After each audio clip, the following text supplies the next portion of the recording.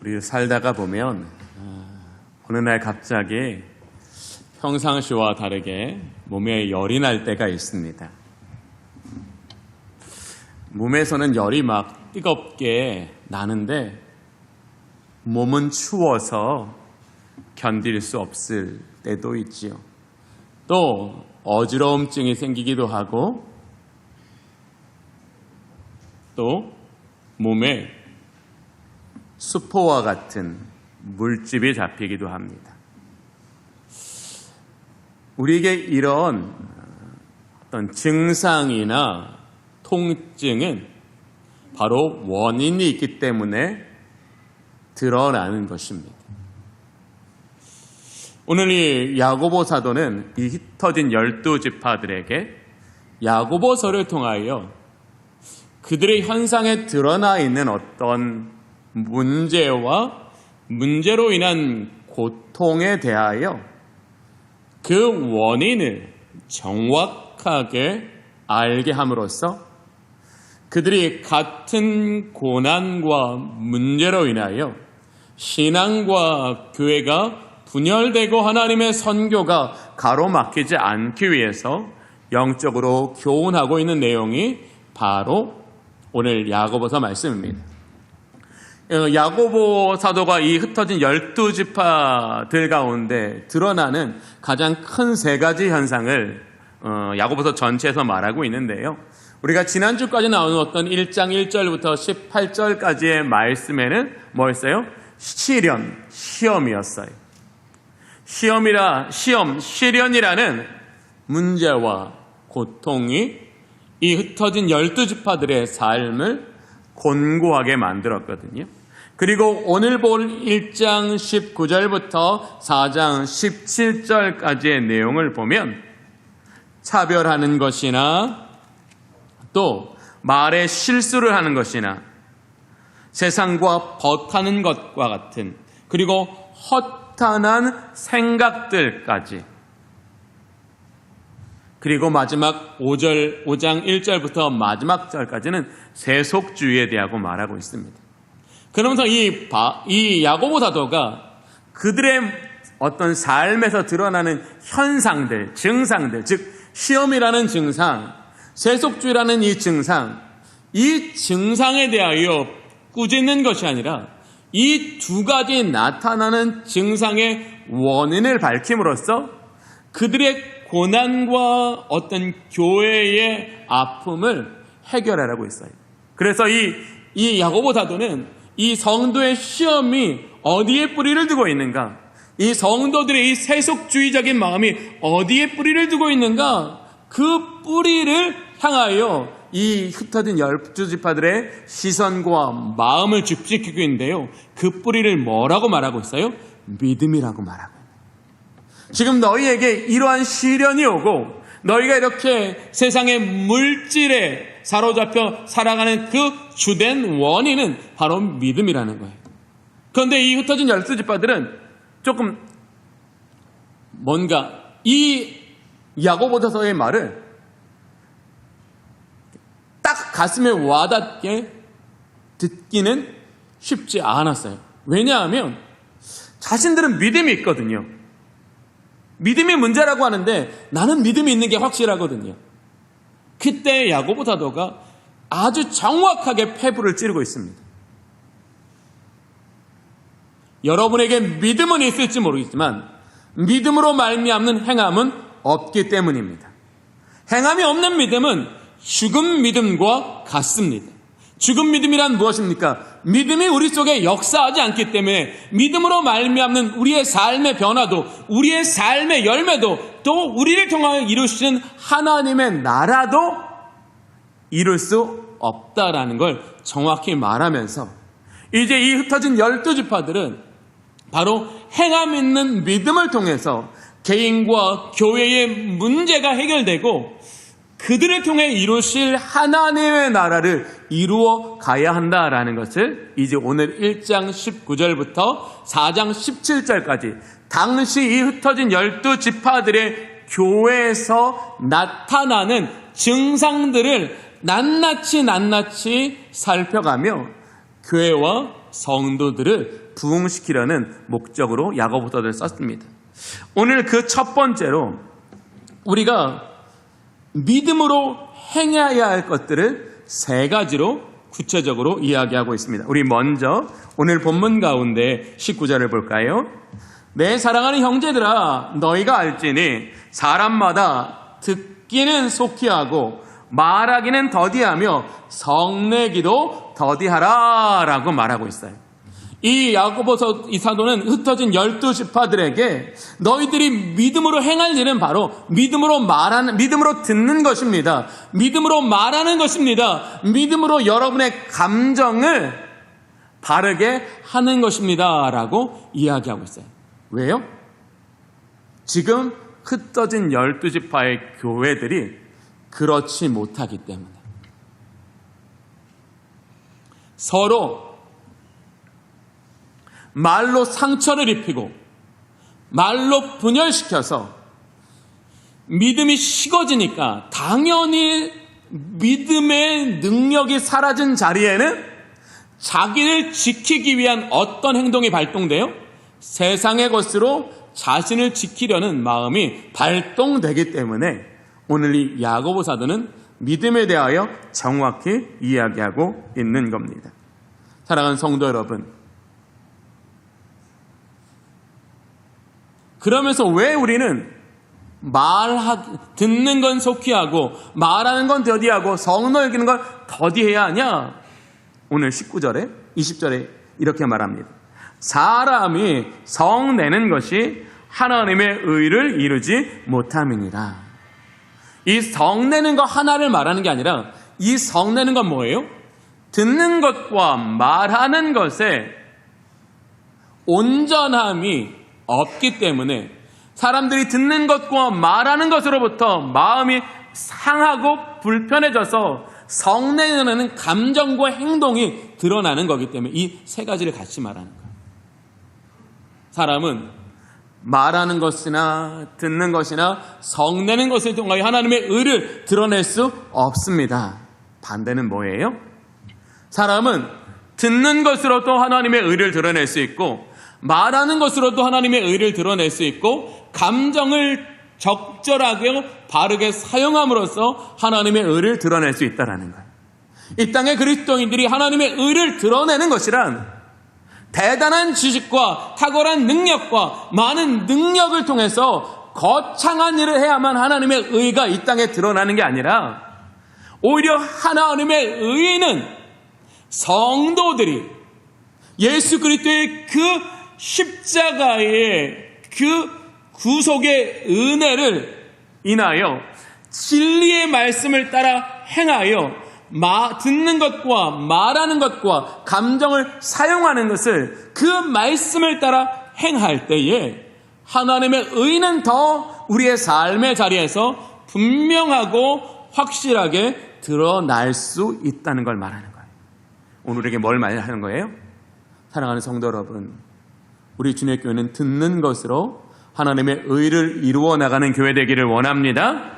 말하는 것으로 하나님의 의를 드러내기를 원합니다. 우리는 우리의 감정을 좋은 방향을 향하여 나아가게 함으로써 하나님의 의를 드러내기를 원합니다. 이게 교회의 가장 기초라는 거예요. 대단한 일 하려고 하지 말고 정말 우리가 하나님의 의를 드러내려고 하면 누군가에게 그들의 말을 속히 듣는 행동을 믿음으로 행하십시오라는 거예요. 말하는 것을 믿음으로 행하십시오. 또 감정을 사용하는 것을 믿음으로 행하십시오. 이게 진정한 행함 있는 믿음입니다 라고 말하는 겁니다. 이 듣는 것을 속히 하라는 말은요, 타인의 말에 대하여 신중하고 집중하여 듣는 태도를 말하는 겁니다. 요즘 말로 하면 경청이라는 거지요. 경청이란 상대방의 말을 정보적으로 취급하는 것이 아니라 그 사람이 사용하는 단어, 그 말이 전달되는 톤에서 드러나는 감정에 주의 깊게 주의를 기울여 그것을 잘 이해하고 공감하여 그 단어와 톤에 숨겨진 배경까지 알아들으려고 노력하며 듣는 태도를 경청이라고 말하는 거예요. 이 도널드 맥컬로우라는 이 학자가 빛나는 인격이라는 책을 썼는데요. 그 빛나는 인격이라는 책에 이 칼 매닝거 박사의 말을 이렇게 인용하고 있습니다. 미국의 저명한 정신분석학자인 칼 매닝거 박사는 이렇게 말했습니다. 듣는 일은 신비한 자력을 가진 창조적인 힘입니다. 자력이라는 건 뭐예요? 끌어당기는 힘인 거예요. 우리가 누군가의 말을 듣는 것만으로도 우리는 그 사람을 끌어당기는 힘을 가지고 있다는 거예요. 내가 굳이 그 사람한테 찾아가지 않아도 누군가가 나에게 찾아왔을 때 내가 그 사람의 말에 주의를 기울여 집중하여 들으려는 그 태도만으로도 우리는 그 사람을 끌어들일 수 있다는 거예요. 그리고 또 뭐예요? 그렇게 우리는 들음을 통해서 창조적인 힘을 갖게 된다라고 말합니다. 그러면서 이렇게 풀어 얘기했어요. 사람들은 자기 말을 잘 들어주는 친구의 곁에 머물고 싶어 합니다. 누군가 우리의 말에 귀를 기울여줄 때 우리의 존재는 만들어지고 열리고 확장됩니다. 즉 우리가 누군가를 진정으로 돕기를 원한다면 그 도움의 시작은 뭐로부터 시작된다고요? 우리가 그 사람의 말을 속히 들음으로써 우리는 이 사람에 대해서 도울 수 있게 된다라는 거예요. 이 칼 매닝거 박사는 이 진리를 깨달은 뒤부터 모든 사람에게 애정을 갖고 그들의 말에 귀를 기울이기 시작했습니다. 처음에는 건조하고 하찮고 지루한 이야기뿐이었지만 곧 그들은 거기에 마음을 담기 시작했습니다. 그리고 그때부터 놀랍고 생생한 자신의 진정한 모습을 드러내기 시작했습니다. 듣기를 속히 하라라는 말은 뭐예요? 신뢰 관계가 부족해서 일상적인 말밖에는 할 수 없어서 내가 이 사람과의 대화 속에서 내가 얻을 유익이 부족하다고 생각되는 그때라도 우리는 끊임없이 분명히 내가 이 사람의 말을 경청하면 다음에는 이 사람이 말에 마음을 담아줄 거고 그 다음에는 그 사람의 진정한 모습을 보여줄 때가 있으니 내가 그때까지 이 사람의 말을 들으려고 하는 그 태도를 듣기를 신속히 하십시오라고 야고보 사도는 표현하고 있는 거예요. 저는 이게 성도를 섬기는 하나님의 방법임을 믿습니다. 우리 주님의 교회는 이런 교회 되기를 원합니다. 성도들의 대화 가운데 마음이 담겨진 대화가 있기를 원합니다. 자신을 드러내 보이는 대화가 있기를 원합니다. 그래서 우리 안에 피상적인 교제가 아니라 성령으로 말미암아 인격적인 교제가 있는 우리 주님의 교회 되기를 원합니다. 이게 정말 하나님이 원하시는 거예요. 이게 정말 하나님의 기쁨이라는 거예요. 그러면서 이 칼 매닝거 박사는 이렇게 덧붙였어요. 당신이 보이는 관심의 햇살은 말하는 사람의 꽃봉오리를 만개하게 하여 그 빛 속에서 당신이 그곳을 감상할 수 있게 도와줍니다.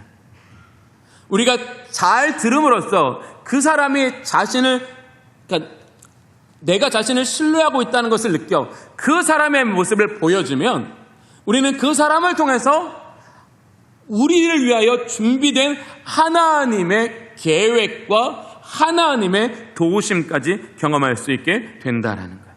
이게 교회라는 거예요. 이렇게 교회는 서로 하나님의 완전하신 계획과 섭리 가운데 준비된 그 만남들이 서로를 아름답게 지어져가는 그 구조를 갖는 것이, 그 생태계를 갖는 것이 진정한 하나님의 뜻이라는 거예요.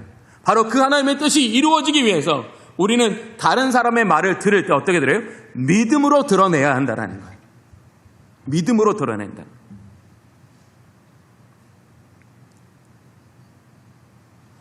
야고보 사도는 믿음에 대하여 이런 정의를 내리고 있는 거예요. 믿음은 내가 이제 예수님 믿으니까 이제 내 미래는 오늘보다 더 잘 되겠구나라는 걸 믿는 게 아니라는 거예요. 내가 이제 하나님의 자녀가 되었으니 이제 내 이후의 삶에는 내가 걱정하는 문제와 시험이 안 들겠구나라는 걸 믿음이 아니라. 오늘 이 야고보 사도가 강조하는 믿음은 뭐예요? 하나님께서 그의 아들의 십자가를 통하여 우리 안에 이루신 그 일을 믿는 것이 믿음이라는 거예요. 저는 우리 시내의 모든 성도님들이 이 아침 이 한 가지만 기억하셨으면 좋겠어요. 믿음이란 하나님께서 그의 아들을 통하여 우리 안에 이루신 그 하나님의 일을 믿는 것입니다. 하나님이 우리 안에 그 아들을 통하여 어떤 일을 이루셨어요? 우리의 모든 죄를 용서해 주셨어요. 그리고 우리를 새 사람 되게 하여 주셨어요. 바로 믿음이란 그걸 믿는 거예요. 하나님께서 그의 아들의 피로 나를 새 사람 되게 하신 것을 믿는 것. 그래서 내가 새 사람으로 살아가는 삶을 바로 믿음으로 살아가는 삶이라고 정의 내릴 수 있는 저와 여러분이 되시기를 원합니다. 믿음으로 사는 사람이 뭐라고요? 새 사람으로 살아가는 게 믿음으로 살아가는 사람이라는 거예요. 믿음이라는 감정을 붙잡고 살아가는 게 믿음의 삶이 아니라 믿음으로 새롭게 하신 그 새로운 삶을 살아가는 것, 바로 그것이 믿음이라는 것을 우리에게 말하는 거예요. 하나님께서 바울을 통하여 우리에게 그리스도로 말미암아 이루어진 구원을 이렇게 분명히 정의하셨잖아요. 보라, 이전 것은 지나갔으니 새 것이 되었도다. 저는 오늘 여기 계신 모든 성도님들이 하나님께서 그의 아들의 피로 우리를 새롭게 하셨으니 그 새롭게 하신 하나님의 뜻을 따라 살아가는 방법인 믿음을 우리의 삶의 방법으로 선택하는 은혜가 있으시기를 원합니다. 이 선한 목자교회 원로 목사님이신 유기성 목사님이요. 이 선한 목자교회가 이제 막 그때 막 이제 부도가 나서 교회조차도 지을 수 없는 그 너무나 힘든 상황 속에서 이제 담임 목사로 가셔서 목회를 하시는데 한번 이제 선한 목자교회를 원로 목사 선생님 유기성 목사님 설교를 들어보실 적이 있으면 그분도 그 선한 목자교회라는 큰 교회를 섬기시는 초기에 이게 어떻게 해야 될까? 이게 잘 모르겠다라는 거예요. 어렵다라는 거예요. 그래서 막 헤매셨다고 얘기를 해요. 그러면서 이제 막 질문을 던졌다는 거예요. 하나님, 왜 우리 성도들은 예수 믿는데 안 변할까요? 왜 변화된 삶을 살아가지 못할까요? 성경의 지식이 부족할까요? 기도하는 어떤 분량이 부족할까요? 하나님, 뭐가 부족할까요? 이렇게 막 계속 하나님 앞 믿음으로 하나님 정말 변화된 삶이 교회의 부흥일 텐데, 교회의 부흥이 변화된 성도들의 삶을 통하여 이루시는 하나님의 능력일 텐데 하나님 왜 변화되지 않을까요? 그러면서 발견하셨다는 거예요. 왜 성도들의 삶에 변화가 없느냐? 예수 그리스도로 말미암아 새로워졌다는 걸 믿지 않기 때문이라는 거예요. 내가 예수 그리스도로 말미암아 새롭게 되었다는 것을 믿지 않기 때문에 그 새로운 삶을 살 수 없었다라는 거예요. 그런데 내가 예수 그리스도를 믿고 이제 새로워졌으니 난 이제 죄를 짓지도 않을 수 있어. 그러면서 죄를 멀리하는 삶을 살아가기 시작했더니 변화가 오더라는 거예요. 그리고 그 변화가 자기 삶에 어떻게 구체적으로 일어나는가를 본인도 알고 그것을 붙잡고 살아가기 위해서 예수 동행 일기를, 말씀 묵상하고 예수 동행 일기를 쓰면서 그가 하나하나 그 삶에 일어나는 일들을 기록했더니 정말로 예수 믿고 새로워진 것을 확신하고 그 새로운 삶을 살아가려고 노력했더니 죄를 이길 수 있었다라고 정확히 말씀하시는 것을 제가 간증을 통해 들을 수 있었어요. 사랑하는 성도 여러분, 우리도 마찬가지일 거예요. 왜 우리는 변화된 삶을 살지 못할까요? 내가 새로워졌다라는 확신이 없기 때문이에요. 저는 우리 모든 성도님들에게 성령 하나님께서 그리스도 예수를 통하여 우리에게 이루신 그 모든 하나님의 위대한 성취가 믿어지게 하시는 은혜가 있기를 원합니다. 바로 그게 오늘 우리에게 중요한 일이에요. 저와 여러분 새로워졌습니다. 믿으십니까? 새로워졌습니다. 이제 우리는 그 새로워진 삶을 통하여 하나님의 축복을 받고 누리고 나누는 삶을 통하여 하나님의 나라를 확장해가는 축복이 사명되어 우리의 삶을 은혜 위에 든든히 세워가는 저와 여러분이 되기를 원합니다. 바로 그러려면 뭐가 된다고요? 우리는 우리의 삶의 가장 기초면서 가장 중요한 반복인 이 관계의 문이 열려져야 한다는 거예요. 즉 내가 믿음이 약했을 때도 좋은 믿음의 사람들과 관계를 맺고 있으면 그들과의 교제 속에서 믿음 자라날 수 있다는 거예요. 또 내가 조금 기도가 부족하지만 나를 위해서 중보하는 사람들이 많으면 나는 내 믿음을 지켜나갈 수 있다는 거예요. 나는 되게 내가 은사가 작지만 여러 은사 좋은 사람들과 서로 마음을 맞춰서 서로 봉사하다 보면 은사는 개발되고 은사가 개발되면 마음이 뜨거워지고 마음이 뜨거워져서 하나님 앞에 더 믿음으로 깨어 기도하면 삶은 넓어진다는 거예요. 그런데 우리가 다른 사람이 말하려고 할 때 그 말 중간에 허리 딱 끊고 내 말만 하고 이 사람이 내 마음 같지 않아서 내가 감정을 드러내서 관계를 깨뜨린다면 우리는 아무리 그리스도가 주인 되신 교회 안에 들어와 있지만 우리는 은혜도 못 갖고 믿음의 역사도 못 경험한다는 거예요. 사랑하는 성도 여러분, 하나님 우리에게 믿음으로 행하라고 하시는 것은 거창한 게 아니에요. 하나님 우리에게 믿음으로 행하라고 말씀했어요. 듣는 것을 속히 하십시오. 그래서 서로의 마음과 마음이 연결되고 그 마음 속에 있는 진정한 아름다움들이 서로 잘 조화와 협력을 이루어내게 하십시오. 이것이 우리를 향한 하나님의 뜻입니다. 교회가 조화를 이룰 때 거기에는 분명한 영적 능력이 있는 줄로 믿습니다. 교회가 협력할 때 거기에 영적 능력이 있는 줄로 믿습니다. 자, 우리는 이것을 기대하는 거예요. 두 번째 뭐라고 말씀하세요? 말하기는 더디하십시오라고 말하고 있어요. 이 말하기를 더디하다라는 말을 잠언 15장 1절은 우리에게 이렇게 말해요. 유순한 대답은 분노를 쉬게 하여도 과격한 말은 노를 격동하느니라. 즉 말하기를 더디하라는 것은 뭐냐면 우리가 말하기 전에 그것을 충분히 생각하고 정리하여 유순한 대답을 하십시오라는 거예요. 그러니까 말을 느릿느릿하게 하는 말이 아니라 여러분 안에 절제되지 못한 마음에서 감정이라는 날이 선 언어를 사용하지 마시고 혹시 그들이 여러분의 마음을 찌를지라도 그 찌르는 그 배경을 잠시만 생각하여 유순한 대답을 통해서 분노를 그치게 하십시오. 사랑하는 성도 여러분, 에베소서 4장 29절에 하나님 바울을 통하여 이렇게 말씀하십니다.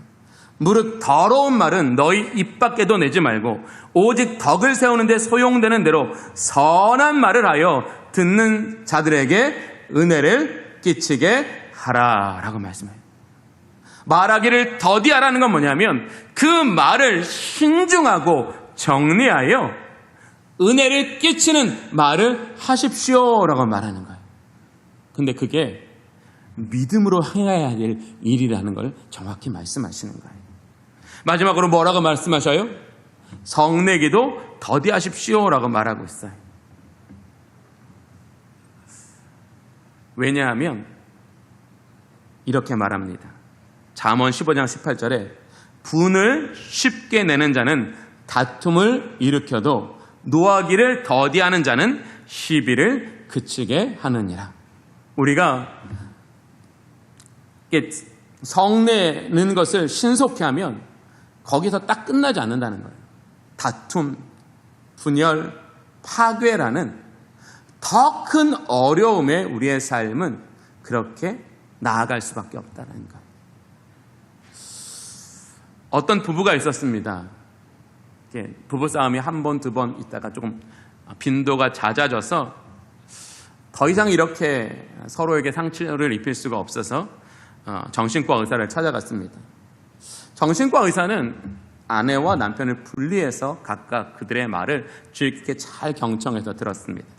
그리고 다시 부부를 모아놓고 큰 약통을 하나 가져다 놓고 이것이 부부에게 드리는 처방입니다 라고 이렇게 하면서 그 약을 어떻게 복용해야 되는지 복용법을 알려줬어요. 만약에 서로 대화를 하다가 더 이상 감정이 격해져서 상대방에게 어떤 아픔을 줄 것 같으면 그 약통에서 약을 이렇게 따라서 그러니까 세 숟가락을 먹고 세 숟가락을 이렇게 입에 넣고 약을 삼키지 말고 이 약을 1분에서부터 3분까지 계속 머물고 있다가 그러니까 머금고 있다가 그것을 삼키라는 거였어요. 그래서 정말로 이 부부가 이렇게 말하다가 감정이 올라와서 이렇게 좀 상대방에게 사용하지 않아야 될 말을 할 것 같으면 약통을 가져와서 정말로 이렇게 약을 세 숟갈 따라서 입에 이렇게 머물고 있다가 이렇게 1분, 2분, 3분 이렇게 점차 시간을 늘려가면서 이렇게 이제 거의 이제 한 3분 정도 이제 이렇게 머금고 있다가 그것을 딱 삼키고 났더니 약간 분노가 사그라져서 딱 분노가 최고치에 달했을 때에 나갈 수 있는 말과 다른 말이 나오는 거예요. 이 약이 너무 신기해서 이제 병원에 가서 선생님 이 약이 좀 효과가 있는 것 같습니다. 그러니까 이 약이 어떤 심신을 안정시키는 그런 어떤 그런 약이었는지 이렇게 생각했나 봐요. 그래서 선생님한테 선생님 우리 이 약을 좀 더 처방해 주십시오 라고 이렇게 얘기했대요. 그랬더니 의사 선생님이 부부에게 이렇게 빙그레 웃으시면서 이렇게 말씀하셨다는 거예요. 이 약 설탕물입니다. 아무런 효과도 없는 거예요. 다만 내가 이렇게 성내려고 내 마음을 조절할 수 없을 때 잠깐 그러니까 입에 이걸 머물고 있으면 뭐예요? 말을 못 하잖아요. 말을 못 하고 자기 감정을 이렇게 조금 정리할 수 있는 3분이라는 짧은 시간에도 우리는 어떤 상한 감정으로부터의 말이 아니라 절제되고 또 다른 말을 하게 돼서 더 싸우지 않는다라는 거예요. 사랑하는 성도 여러분, 우리는 감정을 가진 사람들이지요. 저도 그걸 잘 못해서 우리 집사람한테도 지난주에 혼났어요. 네. 그래가지고 반성했어요. 사무실에 들어와가지고. 네. 저도 그래요. 사실 말씀 준비하는 그 주간에 그랬다니까요. 갑자기 우리 집사람이 무슨 말을 하는데 그것을 유순하게 들어야 되는데 너무 나를 생각해 주지 않는 것 같아서 갑자기 빡 올라왔어요. 그리고 와서 회개했거든요. 그러면서 이 말씀 준비하면서 제가 이 말씀을 여러분과 함께 나누니까 너무 마음이 무거운 거예요. 나도 그렇게 못 살면서 여러분들한테 그렇게 하시라니까 너무 힘든 거예요. 그래서 저도 이렇게 마음속에 숫자를 셌어요. 숫자를 세서 60세니까 진짜 마음이 신기하게 수그러지더라고요. 우리가 믿음으로 해야 되는 게 그런 거라는 거예요. 믿음으로 거창한 일을 하려고 하지 말고 내가 상대방에게 너무 감정이 상해서 내가 하고자 하는 말 이상의 무언가가 나가려고 하면 하나님 도와주세요. 하나님 믿음으로 하나님 견뎌내게 해주세요. 참아내게 해주세요. 하면서 사람의 자기 감정에 이끌리는 게 아니라 하나님의 은혜에 다스림을 받는 저와 여러분이 되기를 원합니다. 그렇게 우리는 그렇게 성내지 않고 우리가 유순한 대답을 할 때 우리는 오히려 우리의 상황을 역전시켜서 더 우리의 삶에 유익을 얻을 수 있어요. 미국에 많은 대통령들이 있잖아요. 그중에서 아브라함 링컨은 참 많은 존경받는 대통령 중에 한 사람입니다. 근데 이 아브라함 링컨이요, 저처럼 되게 못생겼대요.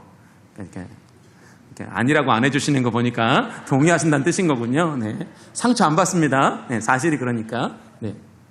그래서 이 아브라함 링컨이 하원 의원에 이렇게 진출했을 때 상대편 후보가 이제 이게 그 생긴 거 가지고 이제 조롱하고 비방하기 위해서 이 아브라함 링컨에게 이 두 얼굴을 가진 거짓말쟁이라고 이렇게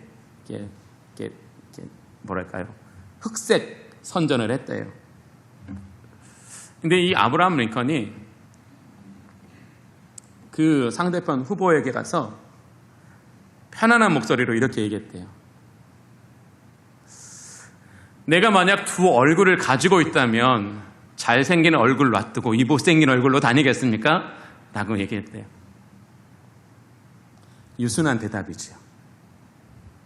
상대방으로 하여금 공격할 수 없을 만큼 상대방을 무력화시키는 말이죠. 사랑하는 성도 여러분, 이게 우리가 믿음으로 해야 할 일이라고 이야기하는 거예요. 진정한 믿음은 우리의 일상을 회복시켜 나가는 것이어야 한다는 거예요. 우리의 일상이 회복되거나 우리의 일상이 부흥되지 않고 어떻게 우리가 믿음으로 하나님을 위하여 일할 수 있겠냐라는 거예요. 가장 우리의 일상이 믿음으로 말미암아 하나님의 은혜의 다스림을 받을 때 우리는 그때 하나님의 영광을 위하여 다른 일도 충성스럽게 감당할 수 있게 되는 거죠. 저는 우리 사랑하는 성도님들이 이 한 주간 믿음으로 들으시기를 원합니다. 믿음으로 말하시기를 원합니다. 믿음으로 여러분의 감정을 사용하시기를 원합니다. 그래서 우리는 우리 교회 안에서부터 우리의 가정에까지 하나님의 의를 드러내며 살아가는 저와 여러분 되시기를 원합니다.